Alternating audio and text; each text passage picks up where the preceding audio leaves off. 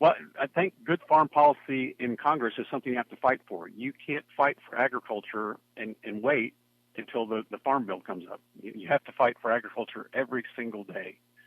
Agriculture is key to our economy in West Texas, and I mean that's clear to everyone. Should be clear to everyone. But the fact is, if you live in West Texas, you are invested in agriculture, whether you know it or not.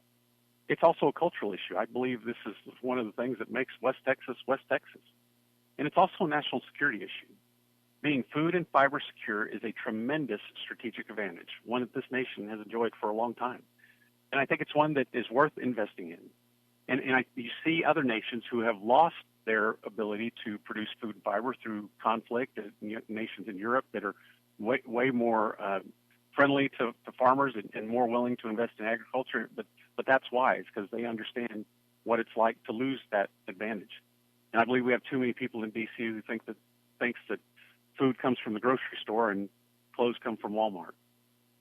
So above and beyond fighting when the farm bill comes up, we need to fight every day for things like insisting that cottonseed be considered an oilseed and a Title I program under the current farm bill. The objection that the Secretary of Agriculture has raised to this is just a bureaucratic stalling technique, and our cotton producers need help. They were left out of the last farm bill, and making cottonseed and oilseed won't make up the whole difference, but every little bit helps, and we need to carry that fight in Congress right now.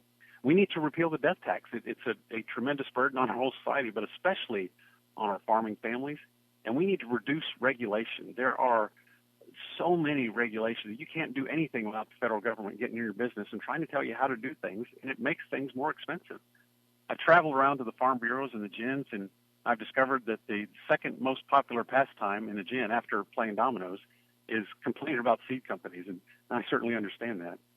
The fact is, the seed companies have raised their prices because they're trying to comply with too much federal regulation, and Obama's job-killing EPA is just killing us across the board. So we need to find ways to reduce the cost that we're imposing on our producers, and finally, we need to insist on fair trade deals. You take the American producer and put him up against any producer from any part of the land, any part of the world, anywhere, and we will outproduce him. We'll do it more efficient. We'll have a better product. We just need a level playing field.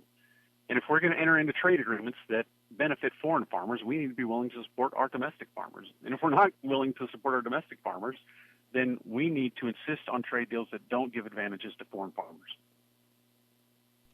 I appreciate the leadership of Chairman Conaway and look forward to learning from him in Congress. And I hope that I can serve on the Ag Committee and help tell the story of West Texas farmers and ensure that this stays central to part of the conversation, the policymaking conversation that takes place in Washington, D.C. every day.